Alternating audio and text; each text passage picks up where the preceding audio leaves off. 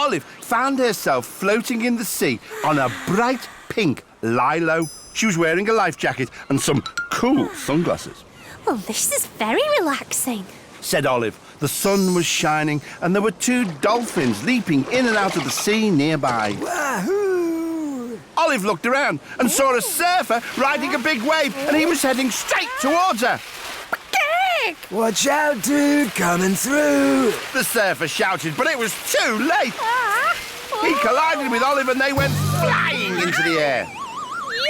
Whoa, wipe out. Olive and the surfer both washed up on the beach where a big crowd was watching. Oh dear, I'm sorry I got in your way. I'm Olive. Hey, no worries, dude. I'm Sunny Ray, said the surfer as he shook seaweed out of his hair. Oh no, my lucky surfboard has disappeared. This is a big Tube Masters surfing competition. I'll never win it without my lucky board. Olive, could you maybe help me find it, please? Well, I can try. Where do you think it could be? Dude, it's probably caught on something underwater, but it'll be impossible to find. The ocean is so huge. Olive looked out to the ocean and spied the dolphins leaping in and out of the water. A lost lucky surfboard, some dolphins.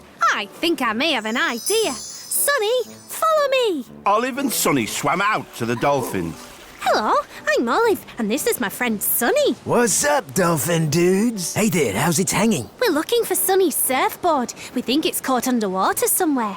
Could you maybe help us find it, please? We'd be happy to help you guys. Awesome, dude, thanks. Just hold on to our fins and take a deep breath. Olive and Sunny each held on to one of the dolphins. Let's go! The 2 dolphins swam down to the seabed with Olive and Sunny clinging to their fins. They spotted Sunny's surfboard, but a giant clam had his big mouth clamped around it. Hey, Mr. Giant Clam, can we have that surfboard back, please? Sunny swam over to the stubborn giant clam and tried to wrestle the board out of his big mouth, but the clam would not let go. They all swam back to the surface. It's no good. That big old clam isn't going to give me my board back. There must be something else you can surf on. I've got a great idea. Why don't you surf on our backs? Dude, I love it. Yes, that sounds good. Awesome. So Olive and Sunny hopped onto the dolphins' backs. All set? Yep. Just then, a big wave curled its way towards them. The dolphins rode the wave with Sunny and Olive balancing on their backs, just as if they were on surfboards. Extreme! The crowd went wild. Olive and Sunny did some cool surfing moves. They looked amazing. The gold medal winner is Sunny Ray. And Olive won the silver. You won the Tube Masters without your lucky board. Dude, I wouldn't have been able to do it without you or the dolphin dudes. Then something floated in on a wave. It was Sunny's surfboard. My board, most excellent. I guess that giant clam didn't need it anymore. They all laughed, and as they did, Olive realised it was time to go. Typical Olive, daydreaming again. Said her mum. Okay.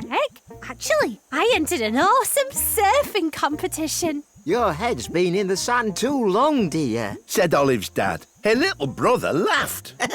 But Olive wasn't listening. She was already dreaming of her next big adventure.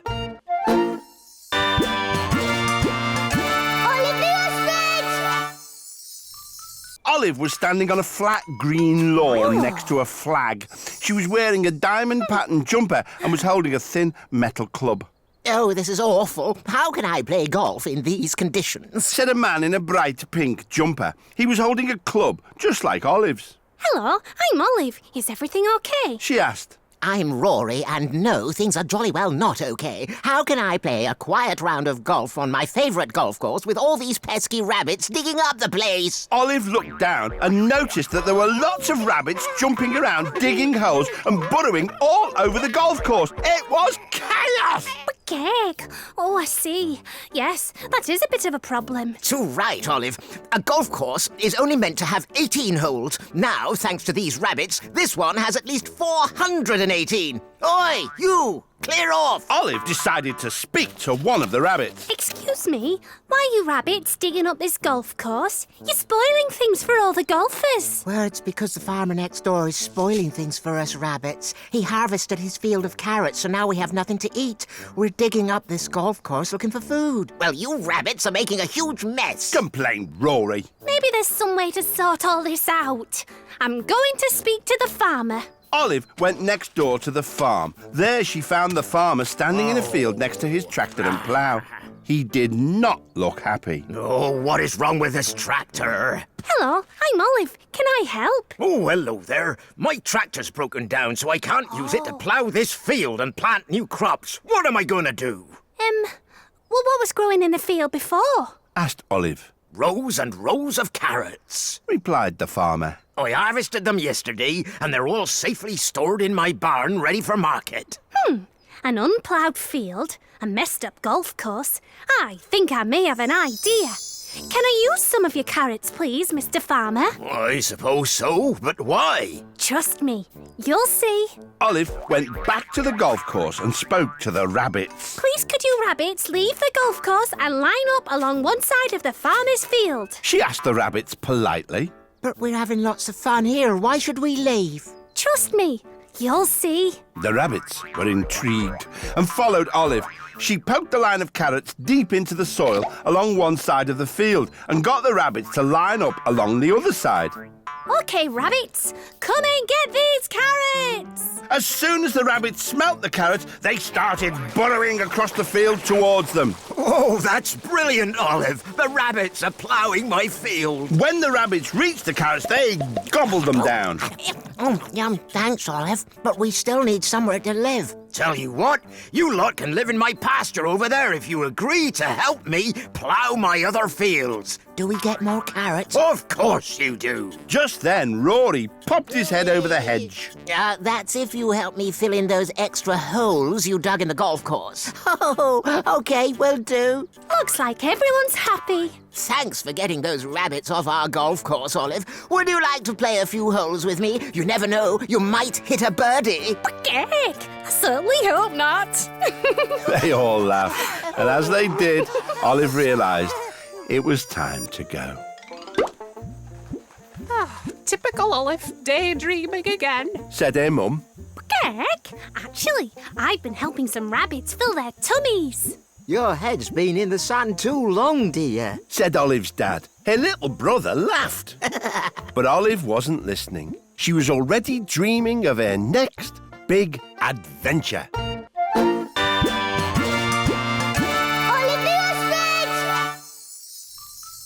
Olive was wearing red and blue shoes and was standing on narrow wooden floorboards. What's that strange noise? Asked Olive as a large red ball sped straight towards her. Olive leapt out of the way as the ball went on to smash into 10 white pins. Sorry, I was trying to knock over all 10 of those pins. That's why they call me 10-Pin Pete. Oh, hello. I'm Olive. Today's the Mega Bowling Championship here at the bowling alley, but I'm never gonna win. Of course you won't win. You're playing us, that's why. Exclaimed a rather rude little man. I am the Big Chabowski. I'm the Little Chabowski. And Pete, let's not forget, you don't even have a partner yet. Pete slumped on a bench. It's true. My bowling partner's ill, and now I can't play either. Maybe I could help. Really? In that case, put it there, partner. The competition began, and the Big Chabowski bowled first, nearly knocking down all the pins. He's good. Next, it was 10-Pin Pete's turn, followed by the Little Chabowski, until finally it was Olive's turn. Olive, you need to knock over all 10 pins to win. It's called a strike. But Olive was having trouble even picking up the ball. It's my wings. I can't get them in the holes. Hey, if you can't pick it up, you can't play, which means we win. Oh, yeah. But Olive wasn't giving up. She looked around the bowling alley. A bench? A trophy? I think I may have an idea. Olive rested the bench on the trophy to make a ramp and then pushed the ball all the way to the top. This should send it flying. But when she let go, the ball rocketed down the alley, bouncing over the pins and smashing through the back wall. Cake, come back. Olive Olive set off, chasing after the ball. Stop! Up ahead, the ball rolled down the street towards a cake stall, a man cleaning windows, some delivery men carrying a sofa, and an old lady whose cat was stuck up a tree. Watch out! The ball smashed into the cake stall, sending cakes rolling everywhere. Cake! The ball then knocked the window cleaner off his ladder. The man landed on the sofa, but his bucket bounced off and flew straight towards the cat, stuck in the tree. The cat leapt out of the way, and the old lady watched in panic as the cat fell towards the ground. Tiddles! Only at the last second, one of the cakes rolled under the tree, and the cat landed safely on top of it. Sorry, I've got to stop that ball. Meanwhile, the ball rolled into a pipe some workmen were about to put into the ground. It flew out the other end and past Olive. Now where's it going? Olive chased the ball back to the bowling alley, just in time to see it rocket down the lane and knock down all 10 pins. Strike! We win! The judge awarded Olive and 10-pin Pete the winner's trophy. Wow, Olive, that was the most amazing shot ever! And she rescued my tiddles. Ha! Beginner's luck. Said Big Chbosky, just as the rest of the cakes rolled in and covered him and his brother in cream. Looks like they've got their just desserts. They all laughed, and as they did, Olive realised it was time to go. Typical Olive, daydreaming again. Said her mum. Cake? Actually, I became a 10-pin bowling champion. Your head's been in the sand too long, dear. Said Olive's dad. Her little brother laughed. But Olive wasn't listening. She was already dreaming of her next big adventure.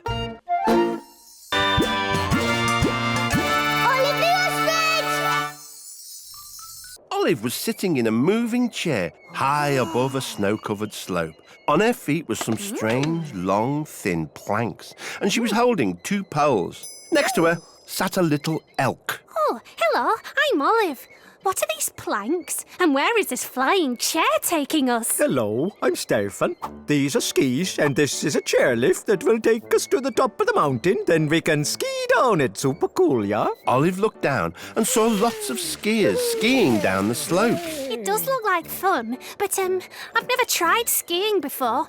Is it dangerous? No. I'll give you a lesson. Soon you'll be skiing down the mountain super fast, yeah? Well, okay, yeah. Olive and Stefan jumped off the chairlift and slid over to a small practice slope. Stefan showed Olive the basics. She wobbled, skidded, and kept falling over. Skiing isn't easy. But soon, Olive was getting the hang of it. Well, like this, Stefan. Well, kind of. Come on, let's ski down the mountain, yeah? Already? It's okay. Said Stefan as he pointed to a sign with a big green arrow on it. As long as we stay on the easy green run, you'll be fine. Woohoo! This is fun. Soon they were skiing towards a fork in the slope. The green run led off in one direction, but the other was marked with a black arrow. It was a really hard and steep black run. Okay, Olive, we must keep to the green run here, yeah? Warned Stefan, but as she reached the fork, a snowboarding chipmunk shot past, forcing Olive to swerve. Cake, watch out! And before she knew it, Olive was hurtling down the black run. Olive, no! This is too steep for you. Shouted Stefan as he skied after her. But Olive was going way too fast. Wow! The other skiers had to dodge out of her way. Olive reached a sharp bend. She couldn't turn in time and went flying off a snow ramp high into the air. Stefan flew after her. They both landed head first in a snowdrift. Are you okay, Olive? I think so, but now we've lost our skis. Oh no, the snow's too deep. We can't walk down the mountain. Olive spotted Stefan's rucksack. What do you have in your rucksack, Stefan? It's my emergency supplies, a first aid kit with some bandages and 5 big bars of chocolate. Some bandages, some big bars of chocolate. I think I may have an idea. Olive used the bandages to strap 2 bars of chocolate to her feet. There you go. The bars of chocolate are skis. But won't they melt? Not with all this cold snow. And, The branches are ski poles. Olive and Stefan grabbed 2 branches each, and soon they were skiing down the mountain once more, being careful to stick to the green run this time. At the bottom, they expertly skied to a halt and ordered mugs of steaming hot milk from a cafe. Stefan took the remaining chocolate bar and mixed it into their drinks. Now we have hot chocolate, yeah? Olive sipped their hot chocolate. It tasted amazing. I do love skiing, but I think I love hot chocolate even more. Super hot, yeah? They both laughed, and as they did, Olive realised it was time to go. Typical Olive, daydreaming again. Said her mum. Geg, actually, I've been skiing on a super cool black run. Your head's been in the sand too long, dear. Said Olive's dad. Her little brother laughed.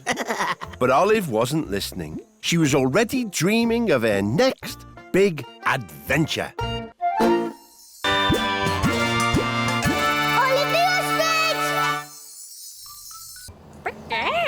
This is a spectacular place. Olive saw a man with a huge curly moustache. He wore a red and black tunic with a crown on the front. I'm Olive. Where am I, please? I'm Beefy the Beefeater. You're on a tour of the Tower of London. He answered.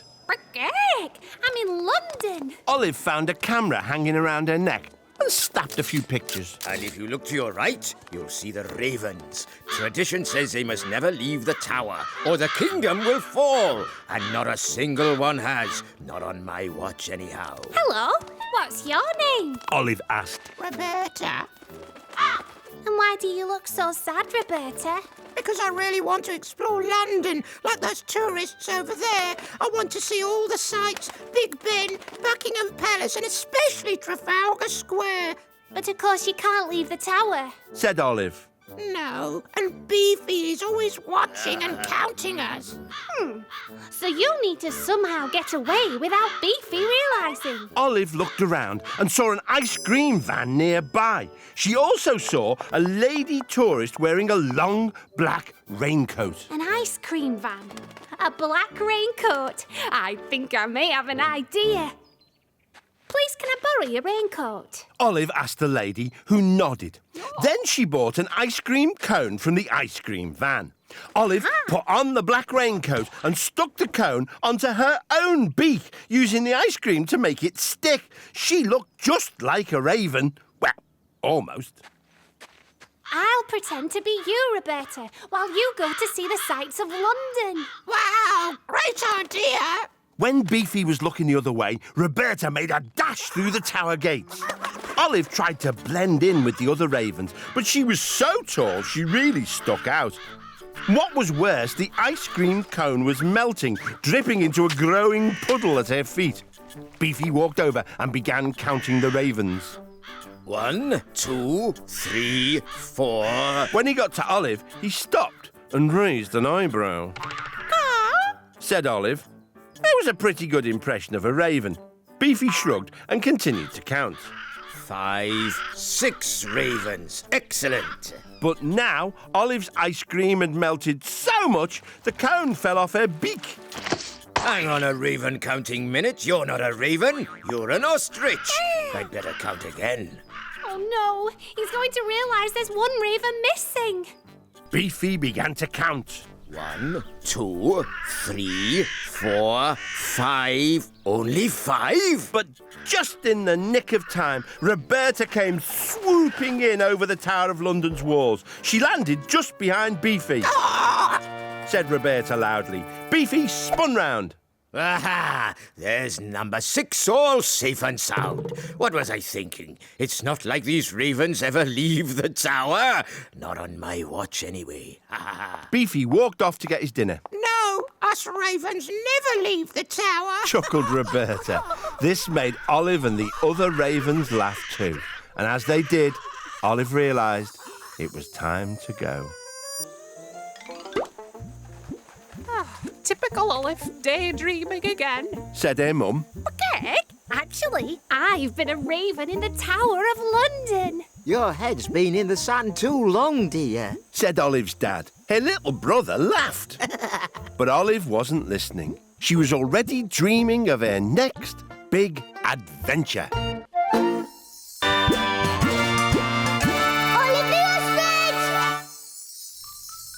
Olive was standing in a big room, surrounded by huge skeletons. Cake, these are very impressive. Olive saw a little old man dusting one of the skeletons. Hello, I'm Olive. Oh, hello. My name's Pterodactyl. It's a pleasure to meet you. Nice to meet you too. What is this amazing place, Terry? Well, Olive, this is a museum, and these are dinosaur skeletons. Dinosaurs used to roam our planet millions of years ago. Where? That's a long time. Oh, yes, and it's my job to keep these spotless. I could really use some help tonight dusting them. I'd love to help you, Terry. Thanks, Olive. We have to be very careful, though. They're extremely delicate. So Olive and Terry got to work dusting the bones. But all of a sudden, Olive spotted a shadow moving. It looked like one of the dinosaur skeletons. Cake, the skeleton's alive. Olive turned and ran away, but she wasn't looking where she was going. Olive, watch out! Cried Terry. Too late. Yeah! Olive ran straight into another skeleton, and all the bones collapsed. Those bones tumbled into the next skeleton, and it fell over too. Then the next, and the next, until every skeleton had tumbled into a huge pile of bones on the floor. Oops, sorry. Said Olive. Olive, what have you done? The museum opens soon and everybody will want to see the dinosaurs. Sorry, I saw a dinosaur move over there and it scared me. Standing next to the pile of bones stood a rather sheepish-looking boy wearing a dinosaur mask. Oh, that's my son. Pterodactyl, what have I told you about creeping up on people wearing that mask? I'm sorry, Olive. No wonder you were scared. I'm sorry, too. Said Jerry. That's okay, Jerry. But how am I ever going to put all these skeletons back together? It's impossible. Would you like to see my dinosaur drawings, Olive? Look, I've done every single skeleton in the museum. These are really good. Drawings? Piles of bones? I think I may have an idea. Jerry, we can use your pictures to help us rebuild all the skeletons. I'm sure we'll be finished before the museum opens. Great idea, Olive. Let's do it. So they got started. Put that there, Dad. But it was like a huge puzzle. It really wasn't easy to work out where the bones were meant to go. Put this one here. Something's not quite right. Said Olive. Too late. The museum has just opened. Here comes the first tour group. And here on your right is the Tyrannosaurus Rex, and as you can see, it had absolutely huge wings. Oh! And over here is the Brontosaurus with its two tails. Ah! That's enough of the dinosaurs. Let's move on, shall we? Phew, I think we got away with it, Olive. I think we've created some brand new dinosaurs, like the Tyrannosaurus Rex. They all laughed, and as they did, Olive realised it was time to go. Typical Olive, daydreaming again. Said her mum.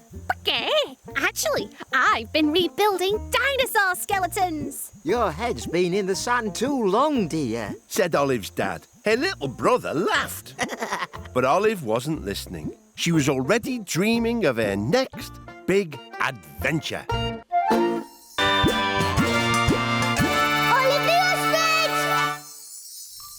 Olive was standing in a little village. The buildings were made entirely out of logs, and they nestled between tall green trees and snow-topped mountains. She was wearing a lovely woolly scarf. Okay, what a beautiful place. Just then, Olive heard a strange gurgling sound coming from behind one of the log cabins.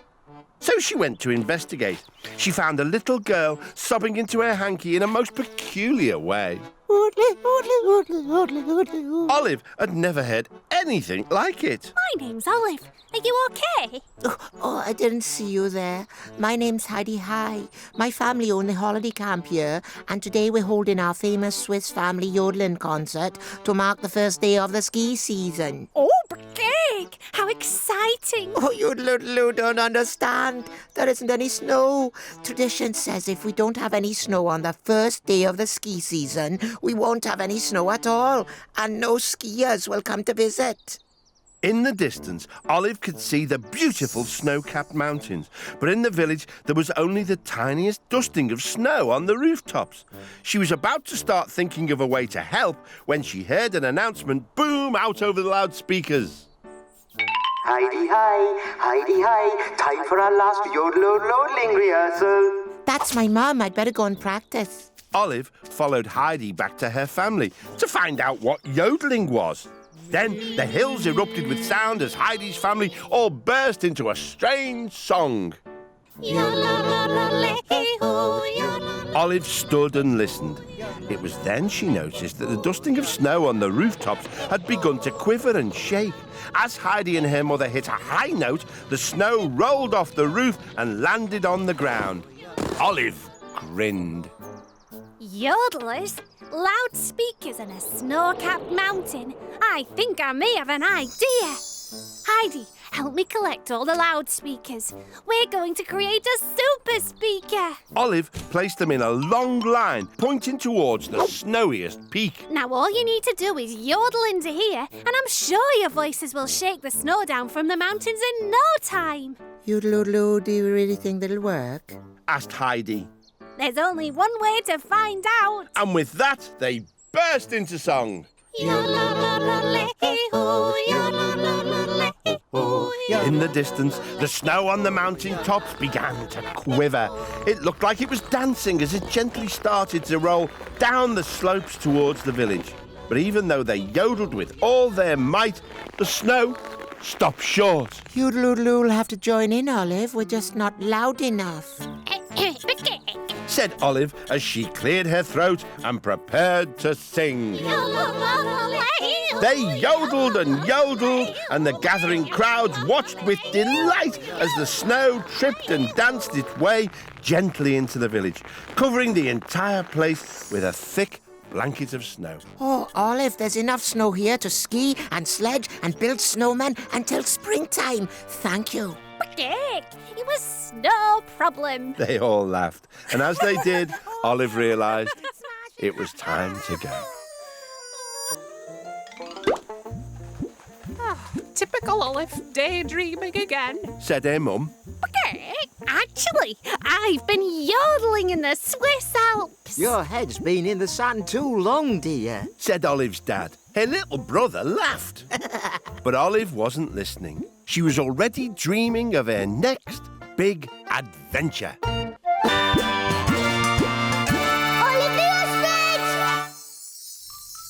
Olive was standing on the deck of a huge wooden sailing ship in the middle of the sea. Look at all that water. Ahoy there! Olive saw a cat wearing a dashing outfit and a sailor's hat. Welcome aboard. I'm Captain Chris Columbus, the most famous explorer in all of the 7 seas. Hello, my name's Olive. I've never met a famous explorer before. Olive, you don't have any food on you, do you? Me and my crew are absolutely starving. Olive turned around to see a chubby bulldog and a Jack Russell. Oh, hello. These are my trusty shipmates, Bully the cook and Master Jack Russell, the deckhand. We're really hungry. Complained Jack. I'm sorry. What happened to all your food? A few days ago, we sailed through a terrible storm. An enormous wave washed all our food overboard, along with my map of the 7 seas. Now we're down to our very last tiny piece of stale bread. Said Bully sadly. Oh dear, that's not going to fill you up. Said Olive. And without my map, we're lost and can't find our way back home. I'm not very good with maps and directions, but maybe I can find you something to eat. Olive looked at Bully's vest and Jack's mop. A mop? A string vest? I think I may have an idea. Olive tugged on a loose end of Bully's vest. It unravelled into a long piece of string, which she tied to the end of the mop. Oh, what's that for? Asked the confused Captain Chris. It's a fishing rod. We can use it to catch fish for dinner. I just need something to get the fish to bite. Olive spotted the last scrap of bread in the basket. She tied it to the end of the fishing line and threw it in the water. Oh! Cried the crew. Our last scrap of bread. You'll just have to wait. So they waited, and they waited. All their tummies rumbled because they were so hungry. After what seemed like ages, there was a tug on the line. Olive pulled a massive fish out of the sea. Hooray for Olive! Hooray! Cheered the crew. Olive caught fish after fish and all sorts of other tasty sea creatures. Then, suddenly, Olive felt one almighty tug. Oh, help! The crew all grabbed hold of the rod and together they pulled out a huge whale who immediately sneezed and from its blowhole gushed a spout of seawater with a map on top. My map! Now we're no longer lost. Let's celebrate. Woohoo!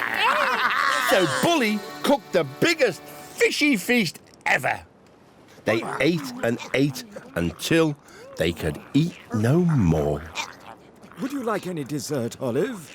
Jellyfish and ice cream? Oh, no, thank you. Just the thought of it makes me feel all wobbly. Everyone laughed, and as they did, Olive realised it was time to go.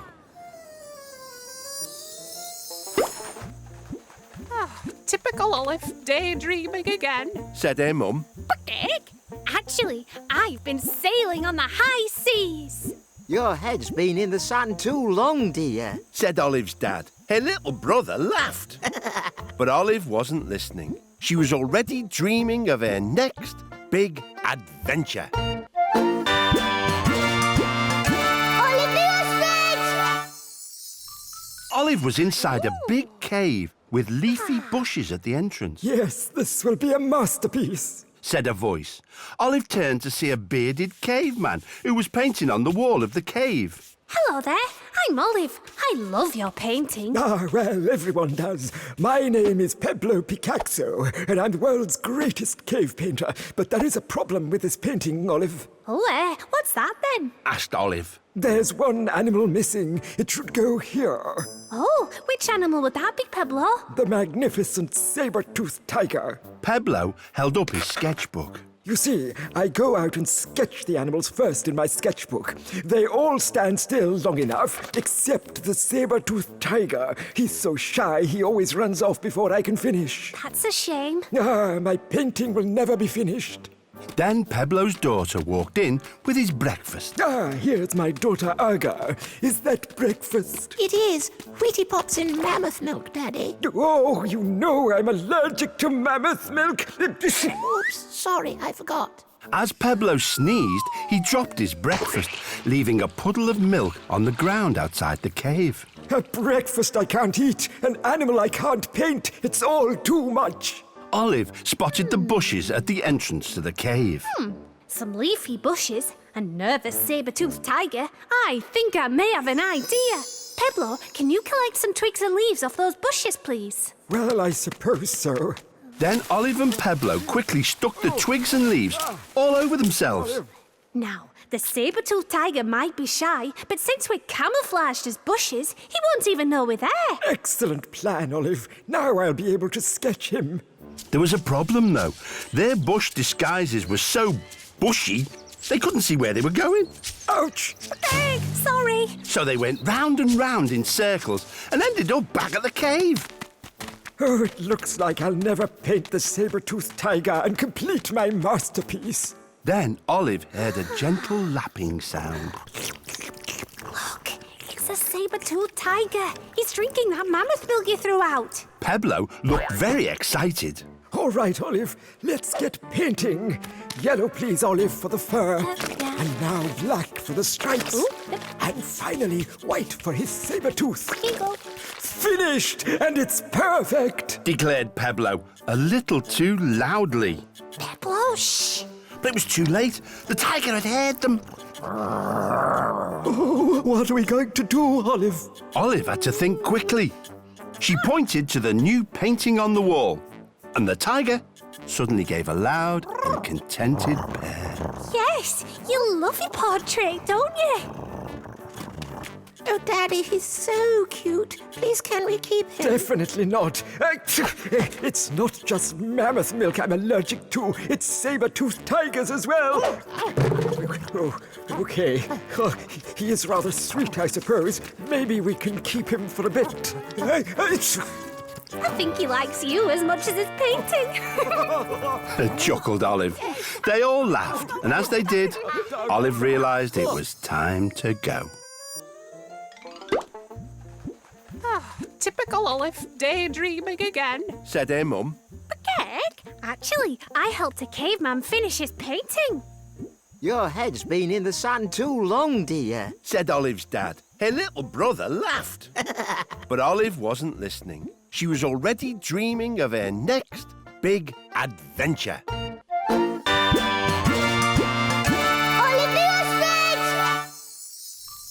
Olive was in a big room with lots of colourful carpets stacked everywhere. Oh, where is it? Said a voice. Hello, I'm Olive. Can I help? Suddenly, a face popped out from behind a pile of carpets. Hi, I'm Hassan. Can you help me find a carpet, please? I can try. There are certainly lots in here. This is my family's carpet shop in Marrakesh. We need to find the carpet quickly, Olive. Olive hurried around looking at carpets.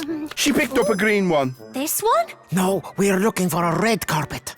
This one? No, that's got green tassels. The one I need has gold tassels. How about this one? No, we're looking for a really special carpet. But why is it so special, Hassan? Well, it's a magic flying carpet, and it's for a very special customer. Oh. I'm going to be in so much trouble if I don't find it, Olive. A lost magic carpet. A huge carpet shop. I think I may have an idea. Maybe we need to say a magic word so the carpet will find us. Oh, why didn't I think of that before? How about Shazam? They looked around. Nothing. Abracadabra. Still nothing. So they tried all the magic words they knew. Open sesame! Simsalabim. Alakazam! Bibbity bobbity. Easy wissy, let's get busy! But there was still no sign of the magic carpet. Oh, we're never going to find it. We can't give up, Hassan. You need to get up and help me. Please. Suddenly, a carpet flew straight towards them. It was the magic carpet. That must be the magic word. Please. The carpet whooshed down and scooped them up. It flew out of the shop, above the bazaar, then over the city and across the desert. But the magic flying carpet started to speed up and suddenly it looped the loop. And then did a somersault. Oh, Olive, do something! Where's the steering wheel? But Olive had never flown a magic carpet before, and the carpet dropped into a plunging dive. Wow! Olive and Hassan held on tight. Suddenly, Olive realised what she had to do. Magic carpet, slow down and fly us back to the carpet shop. Please. The carpet immediately levelled out. Hooray! You did it, Olive! Phew. Soon, they were flying back in through the carpet shop door. Waiting for them was a very large green man. Ah, I see you've been enjoying my flying carpet. It can be a little naughty at times.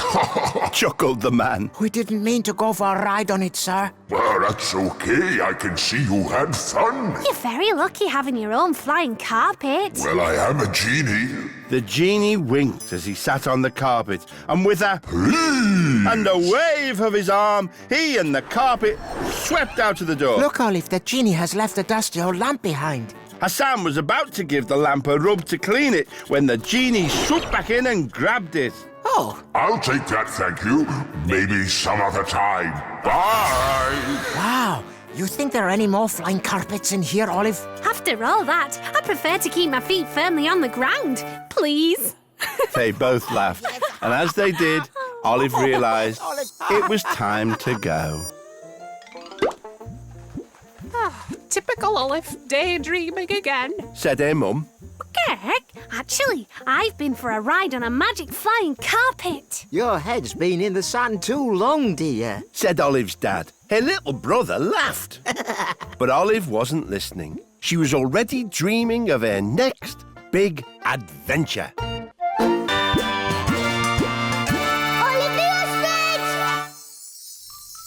Olive found herself in a busy Bangkok market filled with stalls selling everything from dragon puppets to silk cushions to coconut ice cream in buns. Olive was wearing a bright scarf, sandals and a wide straw hat. Cake, what a lively place. A small three-wheeled vehicle drove up and stopped near Olive. Inside there was a driver and a woman wearing sunglasses sitting in the back. The woman peered out. How much for that dragon puppet, please? Olive looked around at the dragon puppet on a nearby stall. I don't know, sorry. I'm Olive. Oh, sorry, Olive. I thought you were a stall holder. My name is Katya, and I'm on holiday here in Bangkok, Thailand. I'm in a hurry to buy lots of souvenirs before my flight leaves for home. Maybe I can help you, Katya. Oh, yes, please. That would be wonderful.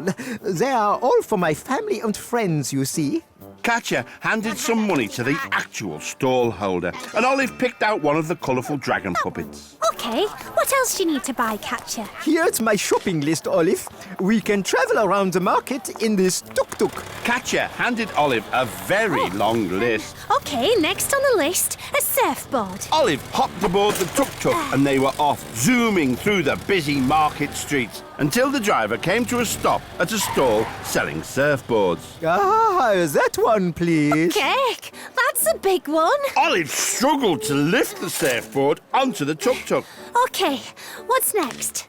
A big box of battery fans. Olive and Katya were driven all around the market, collecting every souvenir on the list. Thank you very much. Oh, phew, this is hard work. Next, 4 pairs of Thai boxing gloves. A couple of giant inflatable sharks. And finally, some rolls of colourful silk. Now everything had been bought, Katya was keen to get to the airport to make her flight home. My flight leaves soon. To the airport, please, driver. But now the tuk-tuk was so heavy with all the shopping, the driver could not get it to move. Cake, what are we going to do? I don't know, Olive. I can't leave the souvenirs behind. Olive looked over to the airport across the bay and noticed the little boats on the water. Then she looked at the pile of souvenirs. A surfboard, some inflatable sharks, a box of fans. I think I may have an idea. Instead of wheels, maybe we can use wind. Wind? What do you mean, Olive? Watch this. Olive strapped the surfboard under the tuk-tuk's front wheel and stuck the inflatable sharks to its sides, and then attached all the fans to the back, turning all of them on at once. Hold on, everyone. Suddenly, the tuk-tuk zoomed forward, off the road and into the water.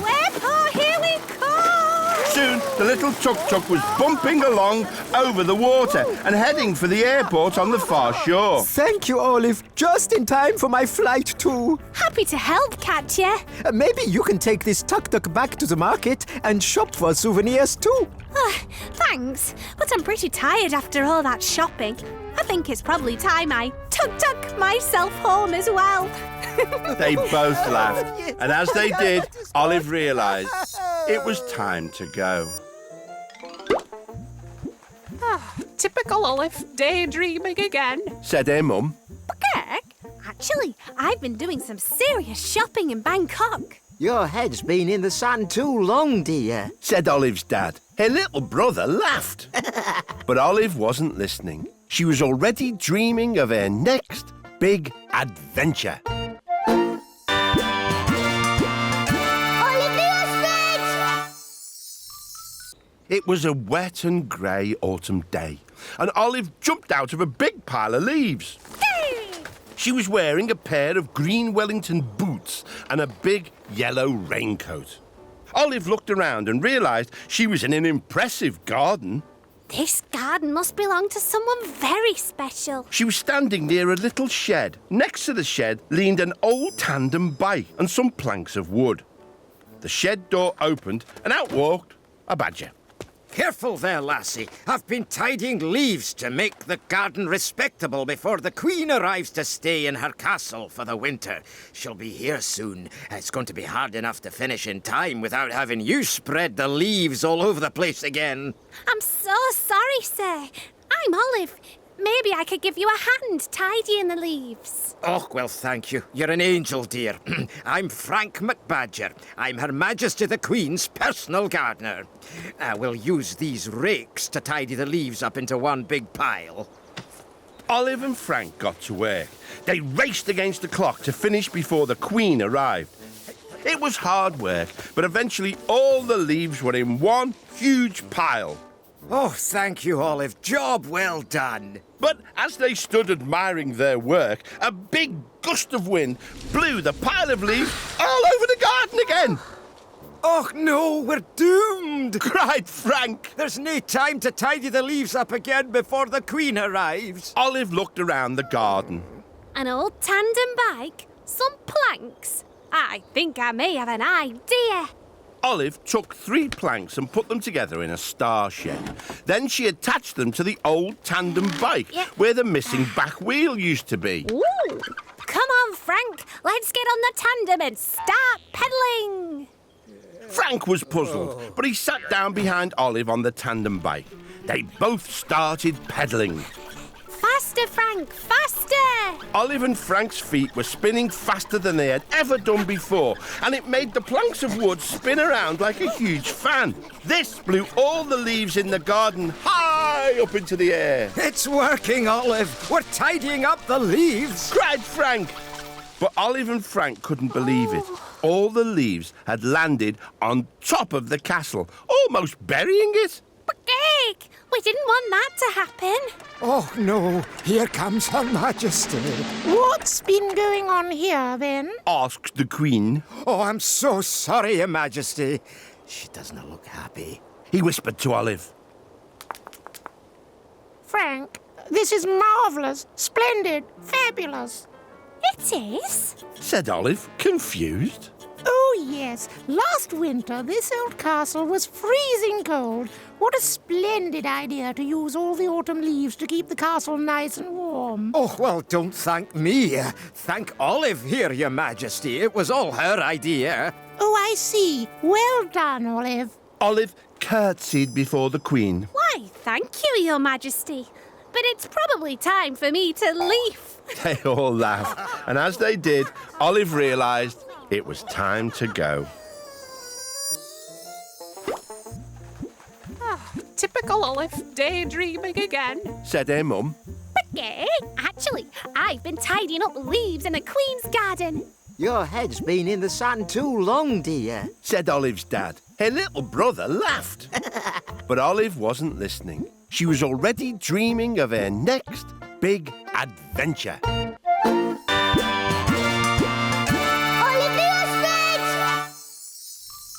Olive was outside in the rain, right in the middle of a large muddy field.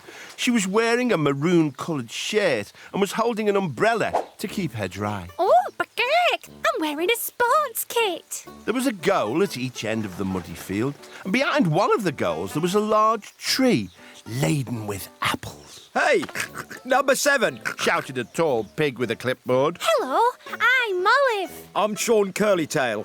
I coach the Richmond Hockey Hogs, he said, pointing towards a group of pigs all wearing the same maroon kit as Olive. And you must be our missing team member.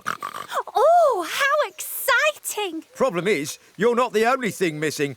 Today, I forgot to bring the hockey sticks and hockey balls. We can't play hockey without them. Olive looked at the big apple tree. Some apples? My umbrella? I think I may have an idea. Olive organised the team into a large pyramid with hair at the very top. Olive hooked her umbrella around a branch that had lots of apples hanging down from it. She shook the branch and all the apples fell off it and tumbled to the ground. Oh, this is all well and good and apples are very tasty. But how does this help us play hockey? Well, a hockey ball is small and round like an apple. And a hockey stick is a long straight stick with a curve on the bottom, a bit like this umbrella. Oh, brilliant idea, Olive. But to play a game of hockey, we all need a stick. Excuse me. Piped up a small pig. I'm Sophie Swine, the captain of the Hogs. Why don't we have a penalty shootout? We only need one stick for that. Great idea, said Sean, and he quickly organised the competition. Each pig would get one shot on goal using an apple as the ball and Olive's umbrella as the hockey stick. Sophie Swine volunteered to play in goal. Everyone took turns to shoot. Some shot too high, some shot too low. But every time, Sophie would get in the way of the apple ball and eat it, stopping it going into the goal. For one shot, she even did a backward somersault, landing on her feet and gobbling up the apple. Well, you're the last player, Olive. No one has managed to get a goal yet. So if you score a goal now, then you're the winner. Olive took a long run up and swung for the apple ball. But the pitch was so wet, she slipped. Her shot had lost all of its power. Olive watched as the ball rolled slowly towards the line. But instead of saving the apple ball by eating it, Sophie simply let it roll through her legs and into the goal. Goal! Shouted Sean. Olive's the winner! The other pigs cheered and lifted Olive high into the air. Heck, I'm glad I won. Sophie, why didn't you save my shot? Sorry, I would have done, but my tummy's too full of apples, said Sophie before letting out a huge burp. They all laughed, and as they did, Olive realised it was time to go.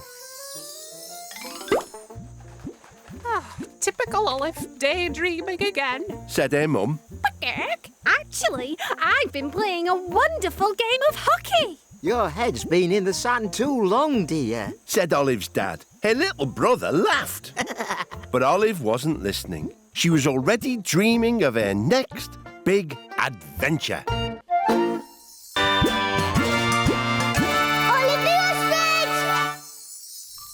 Olive was standing next to a bubbling waterfall. She was wearing heavy chainmail and a knight's helmet. Ooh! Just then, Olive heard a loud noise. Oh, that sounds painful. Out of nowhere leapt a huge dragon wearing an orange headband. He swished his enormous tail this way and that. It was all very impressive. Welcome. I'm Olive. Who are you? I am Claude Van Doom, student of Dragon Fu. What's dragon flu? I will show you. With this, Claude showed Olive some of his best dragon fu moves. Very good flu, Claude. I hope my examiner agrees. I am taking the final part of my Dragon Fu exam today. If I pass, my dream to become a Dragon Fu master will come true. What do you have to do? I will show you. With this, Claude took a deep breath and blew as hard as he could towards a nearby tree. Flames shot from his mouth and set the tree on fire in an instant. Whoosh! The exam subject is an impressive display of fire breathing. I think you should put that fire out, Claude. Olive saw the bubbling waterfall behind her. Quick, Claude, use the water to put out the fire. Claude plunged his head into the bubbling water, quickly gulping it down before blowing the lot onto the flaming tree. Well done, Claude. You put the fire out. But Claude didn't look very happy. Claude tried to breathe fire, but bubbles poured out from his mouth instead. Oh, this is a disaster. How will I pass my exam in fire breathing if I am breathing bubbles? Olive thought. She looked down at her chainmail and plucked one of the wires free. A wire? Bubbles? I think I may have an idea. Olive started to pull and twist the wires into different shapes, just as Claude's examiner arrived to start the test. So, Mr. Van Doom, I hope you're ready to impress me with your fire breathing. Claude looked at Olive and gulped. Yes, he is, Mr. Examiner. I'll be the judge of that, thank you. The examiner watched as Claude took a deep breath and started to blow bubbles from his mouth instead of fire. Oh, dear, said the examiner, unimpressed. Oh, dear, oh, dear. But then the bubbles squeezed through the wire shapes Olive had made and formed a huge spider, a knight, even an elephant. Well, I need something more impressive than that. Claude took a deep breath and blew a massive bubble right at the examiner. It surrounded him, and before he knew it, he was floating up in the air inside the bubble. Oh, I'm floating. Oh, Claude, your display of bubble breathing is more impressive than any fire breathing. Here's your certificate. Oh, Claude, you passed. Thank you, Olive, for all your help. With a little practice, you too could master Dragon Fall. Really? With this, Olive Dragon Fu chopped a tree, sending lots of fruit falling down on top of her. Ouch! No, I think I'll stick to looking at trees, not dragon fooing them. They both laughed, and as they did, Olive realised it was time to go. Typical Olive, daydreaming again. Said her mum. Okay, actually, I've been blowing bubbles with a dragon. Your head's been in the sun too long, dear. Said Olive's dad. Her little brother laughed. But Olive wasn't listening. She was already dreaming of her next big adventure.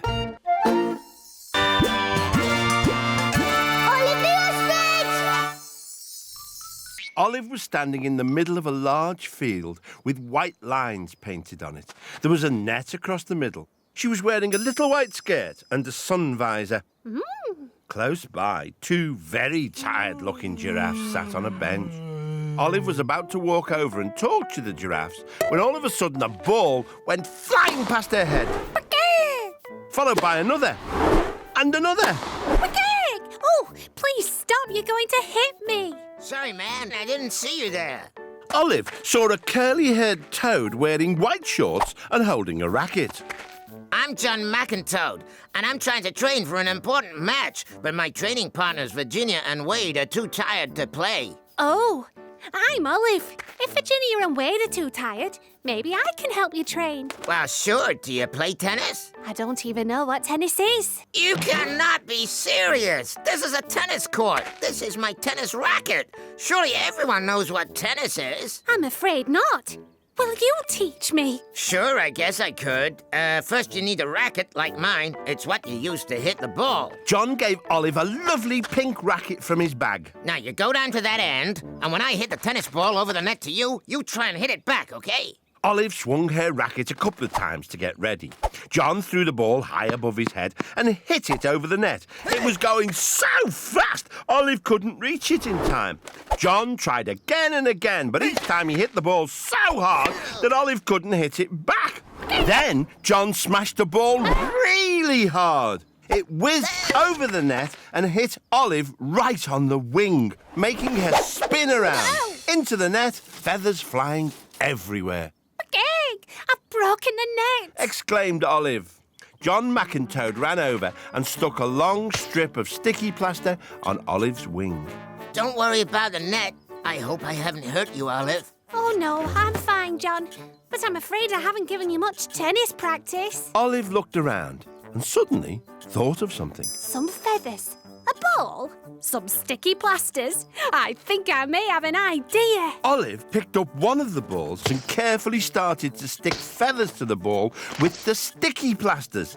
Next, she asked Virginia and Wade to hold up the net. Oh, that's a bit higher than before. Once the net was in position, John tossed the feather-covered ball above his head and hit it over the net. With the feathers on it, the ball was now going slower and Olive could reach it. She hit the ball back this time to John. This is what we call a rally, said John, hitting the ball back to Olive. Olive and John hit the ball back and forth, high and low, fast and slow. They played the tennis rally all afternoon until eventually John hit the ball too low and it landed in the net. Ugh, I think that's enough practice for one day, said John, breathing heavily and looking exhausted. Thanks for the game, although I'm not sure I'm really very good at tennis. Well, you were amazing at featherball. You've invented a whole new game. Have I? Oh, let's hope it doesn't catch on. I don't want to lose any more feathers. They both laughed, and as they did, Olive realised it was time to go.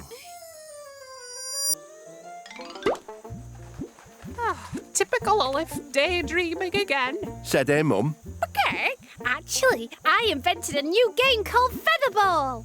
Your head's been in the sun too long, dear. said Olive's dad. Her little brother laughed. But Olive wasn't listening. She was already dreaming of her next big adventure.